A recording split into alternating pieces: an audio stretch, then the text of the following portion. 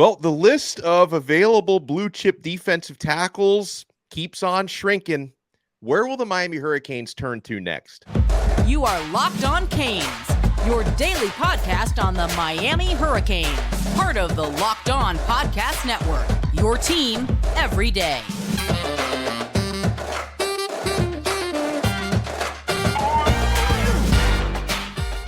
I am Alex Donno, University of Miami alumnus, longtime South Florida sports radio vet, and contributor to allhurricanes.com.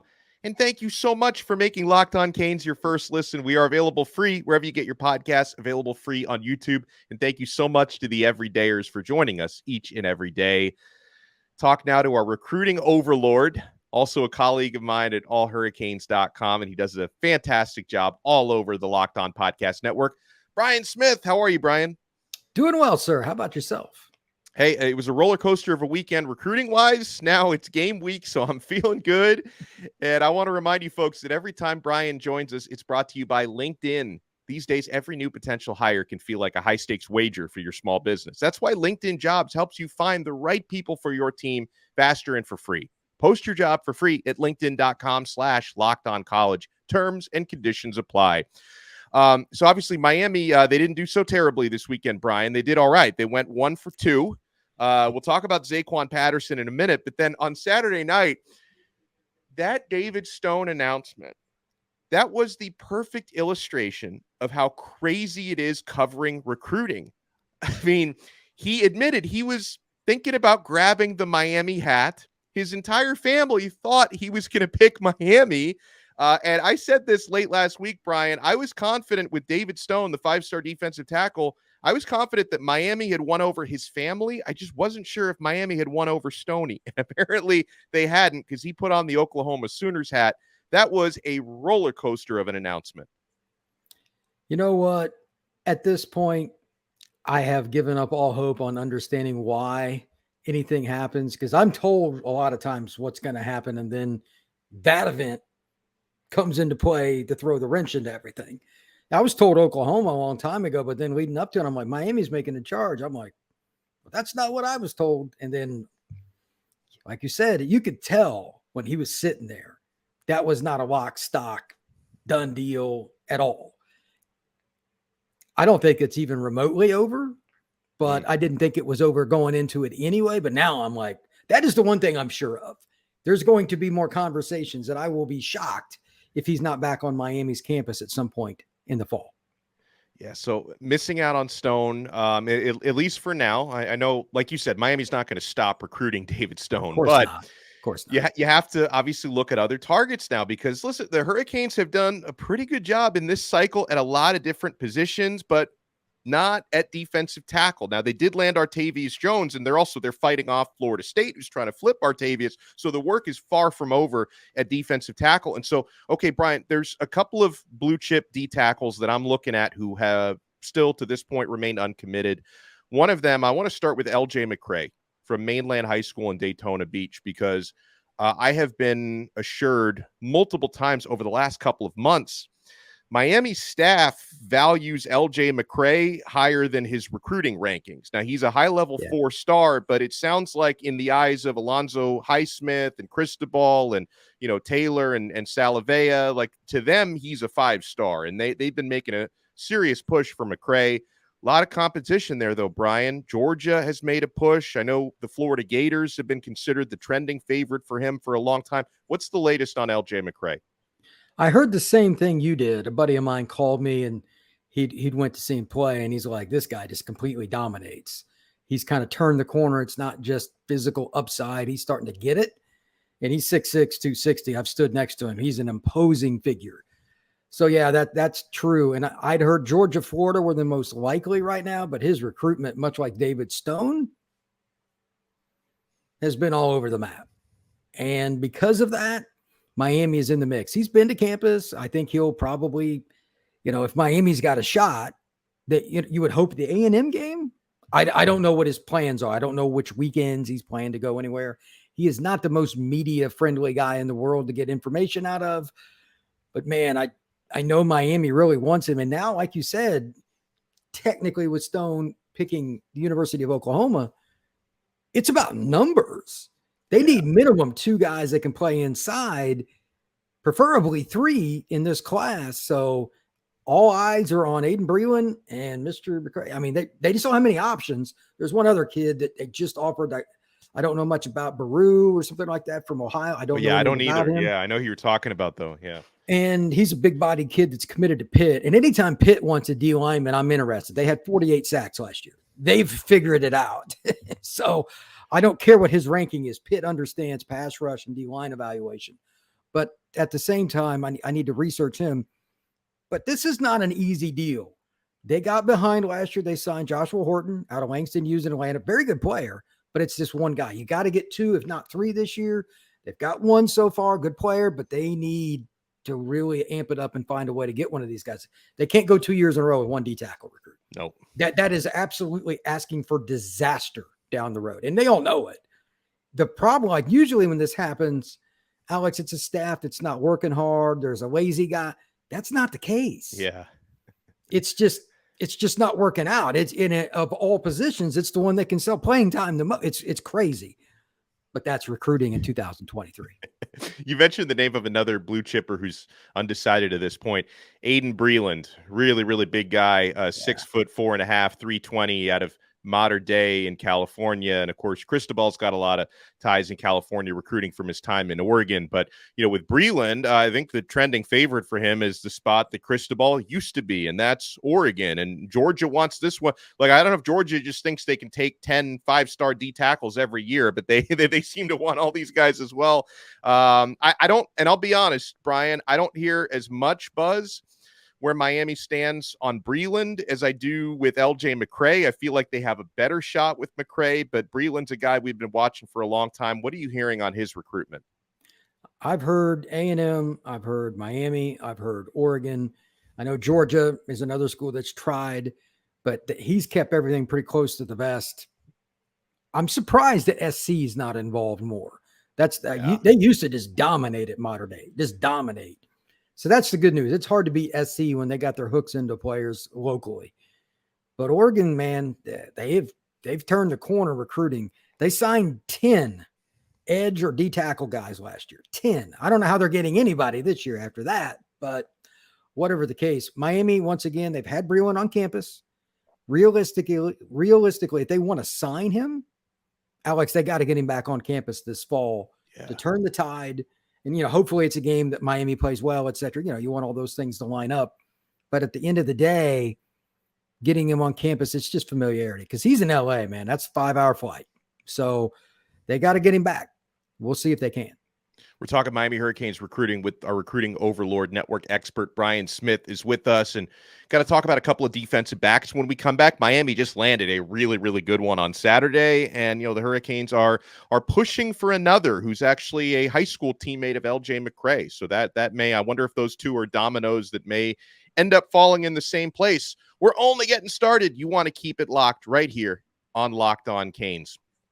Mental health is a topic near and dear to my heart because, listen, sometimes we struggle. I've struggled at times balancing family life with professional life, relationships, parenting.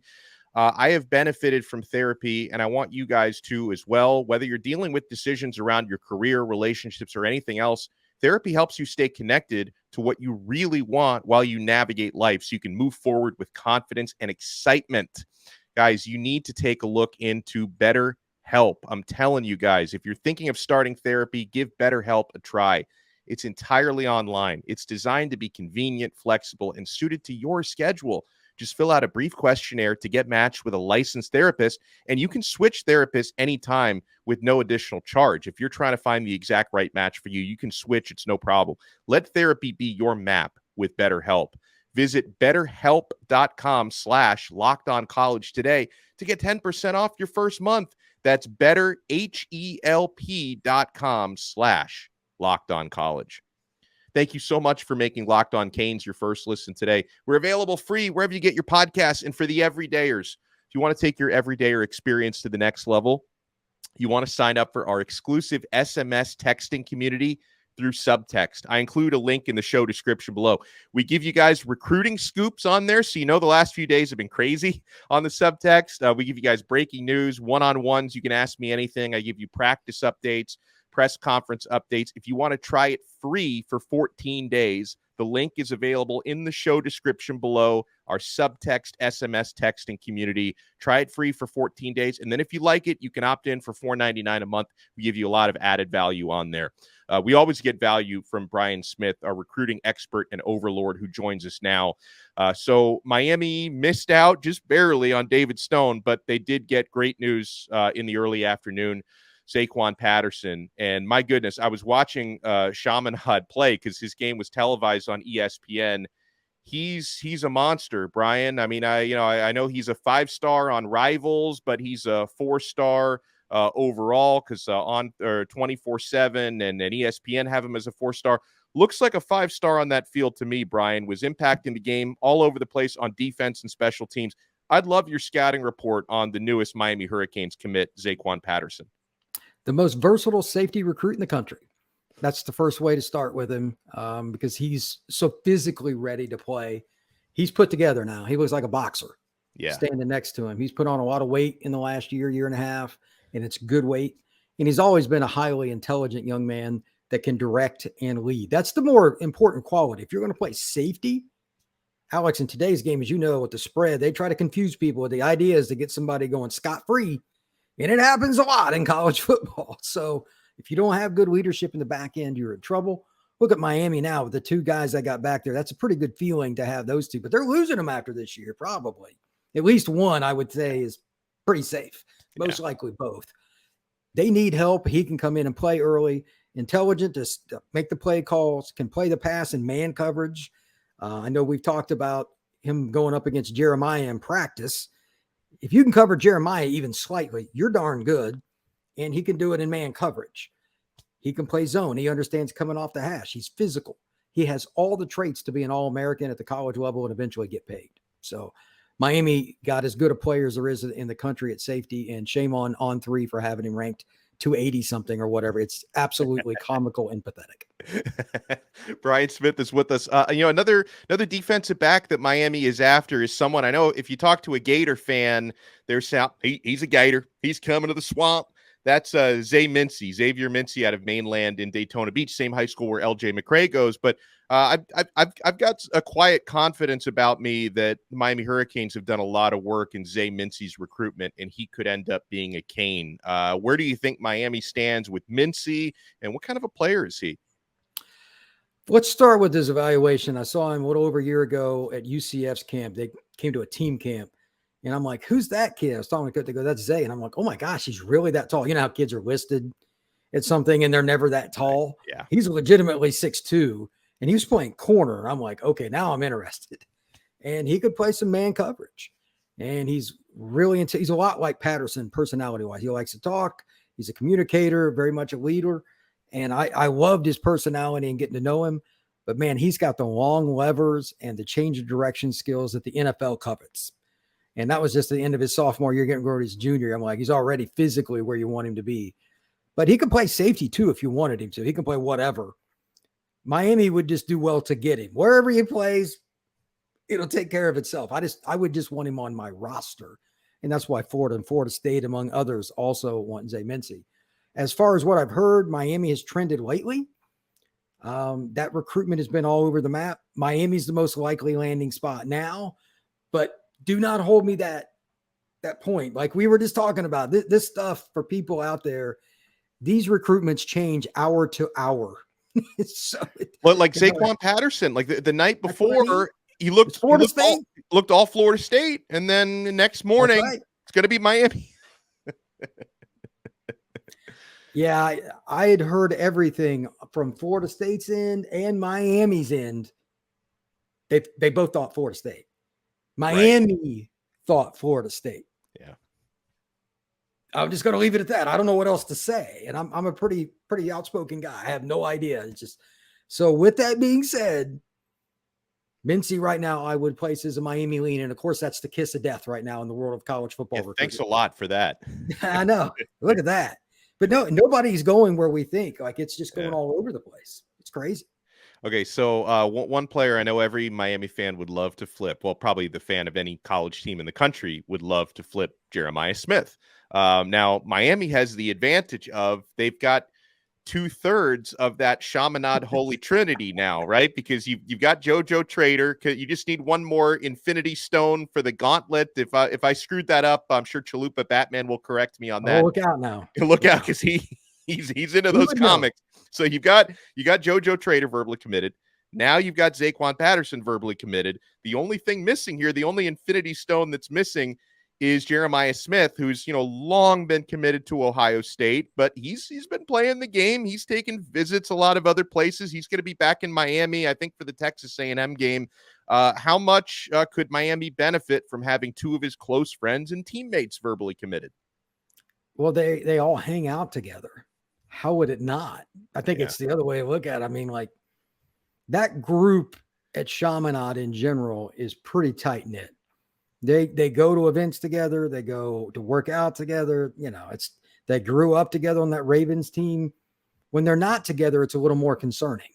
So it's not surprising to me that he's planning not one, but 2 trips to Coral Gables. Well, at least go to game. I don't know when he's going to be on camp, but he's going to games. I don't know how that all works out, but he lives right down the road from where the stadium's at that Miami plays at. It's pretty darn easy for him to get there. He can be there in less than a half hour. So no big deal. The question is, does he really take it seriously, or is he just having fun? Jeremiah told me that he wanted to give all 3 schools in state a serious shot this fall. That was face-to-face conversation about a month ago. I don't have any reason not to believe him. Miami has to put its best foot forward. They need to win important games. Like, they got to beat Florida State or A&M. So they got to beat somebody and make buzz. Give him reason to want to go. And the best thing that Miami can do is just keep having him back. That's all you can do at this point. I love it. When we come back, got to put some focus on game week. We are just 3 days away from Miami taking on the real Miami. Oh, boy. You want to keep it locked right here. A lot more to come. Brian Smith joining us on this all-new episode of Locked On Canes. Guys, game week also means our action is back. Want to get ready for that NFL season, college football season, with incredible offers from FanDuel, America's #1 sportsbook. Right now, new customers can bet $5 and get $200 in bonus bets guaranteed. Plus, all customers who bet $5 will get $100 off NFL Sunday Ticket from YouTube and YouTube TV. That's a deal right there. Now is the best time to join FanDuel. The app is easy to use, and you can bet on everything from the spreads to player props and more. So visit FanDuel.com/lockedon and kick off the NFL season with an offer you won't want to miss. FanDuel, official partner of the NFL. Thank you so much for making Locked On Canes your first listen today. We're available free wherever you get your podcasts and available free on YouTube. And I also want to let you guys know this is exciting, and I'm so thrilled to be a part of it. Locked On Network, we are going to start airing, and it's going to be actually live streaming on every college channel, so you can watch it from this channel, Locked On Canes. For whatever reason, if you want to watch Locked On Gators with my guy Brandon, it's going to be streaming live on that channel as well. We have our Locked On College Football kickoff live show. It's going to be every Friday from 11 a.m. to 1 p.m., and you're going to see it streaming right here on Locked On Canes. And I am so honored to be a weekly fixture on that show. Drake Toll from Locked On Baylor is going to be the host, and myself and Kenton Gibbs from Locked On ACC are going to be the panelists, and we're going to have a lot of other Locked On hosts involved. Everyone's going to jump in and, talk about their teams and talk about their games. It's basically going to be like College Game Day on steroids. It's going to be awesome, and it's going to be streaming live from 11 a.m. to 1 p.m. on this Locked On College channel and all the other Locked On College channels. You are not going to want to miss it, and stay tuned. We'll have more information on what we'll be covering throughout the week. And, I'll put in some good words for the fake Miami, the one in Coral Gables, because I've been told, Brian Smith, that the real Miami is in Oxford, Ohio. That's what their quarterback, Brett Gabbert, said, that apparently the real Miami is in Oxford. Your take on that game coming up and what you would like to see from Miami of Florida as they take on Miami of Ohio? First thing is make sure that you play consistent. I'll get to the Mr. Gabbert comments here in a moment. But first, on this second year, you've got new coordinators that are really good guys that have put in really cool systems. They're going to have fun. Now execute it and show everybody. You want to support, you want people to come out and cheer you on. You're playing an opponent unlike what Mr. Gabbert thinks it's inferior to you, you need to prove it. There's a reason that the sports books have you a 17-point favorite. And to be honest, they need to surpass that. There's another thing that I want to see, and that's passing game chemistry. Ward, Ward, please. After what we had to suffer through last year in terms of trying to watch that, let it be. Just the passing game should be better, though, in all honesty, with the offensive line. If there's anything that we don't see, if we don't see really good offensive line play after all the work, the new players, I will be shocked. And then finally, I know that they're going to be even more motivated because of Mr. Gabbert for this, but the pass rushes should be good anyway. Yeah. They just got gaslit. Yeah. So what's the over-under, Alex? 4, 5? Right around there for sacks. What do you think?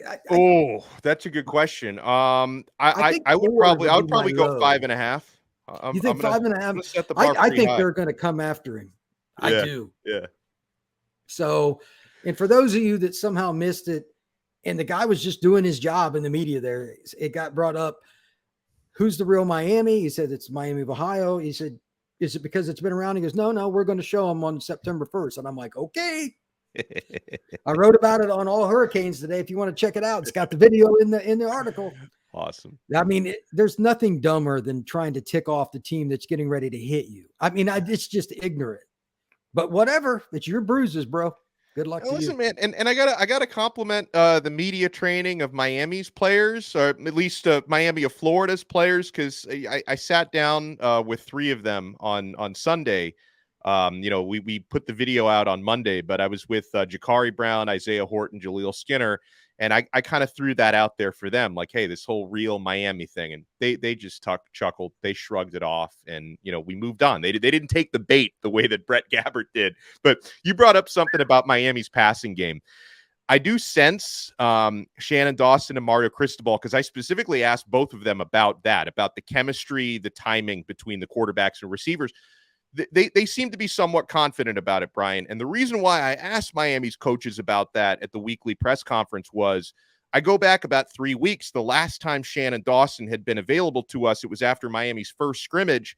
And he basically said, like, we're working on the timing and kind of the sync between the quarterbacks and receivers. He made it sound like they're not where they needed to be.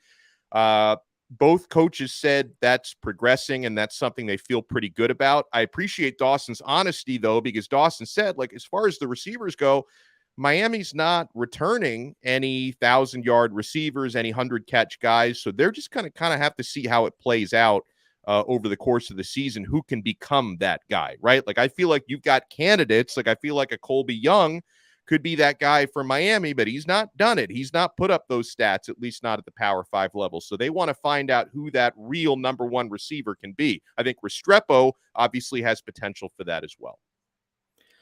I will be surprised if Restrepo and Young aren't in the 50 to 70 range. It's trying to figure out who's number 3. I think it's Jacoby George. Yeah. But they've got enough candidates.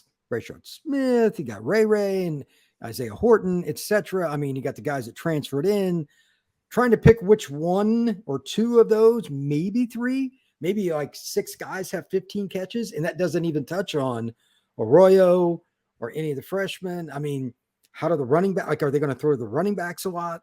Miami might just have like 2 main guys and like 8 guys with 15 to 25 catches. Yeah. And that's okay.